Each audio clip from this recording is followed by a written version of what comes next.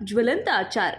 मेहकर तालुक्यातील बेलगावमधील शेतकरी आणि नवयुवक सरसकट कर्जमाफी झालीच पाहिजे आणि पीक विमा हा मिळालाच पाहिजे, तसेच सोयाबीनला हमीभाव मिळालाच पाहिजे, याबद्दल सर्व ग्रामीण भागातील शेतकरी आक्रमक भूमिकेत बघायला मिळाले।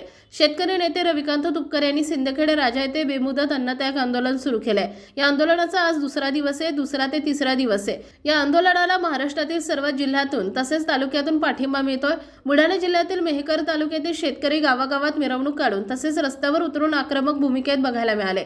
सरकारच्या विरोधात प्रचंड घोषणाबाजी करून रविकांत तुपकर यांच्या आंदोलनाची दखल घ्या अशी मागणी शेतकऱ्यांनी केली आहे। या आंदोलनानंतर शेतकऱ्यांच्या मागण्या जर पूर्ण झाल्या नाही, लोकशाहीच्या मार्गाने शेतकरी आणि नवयुवक सरकारला आपली जागा दाखवल्याशिवाय राहणार नाही। शेतकऱ्याच्या संयमाचा अंत पाहून गावागावातील शेतकरी आंदोलनाच्या बाजूने उभे राहत असल्याने आंदोलन पेटण्याची चिन्ह दिसत आहेत।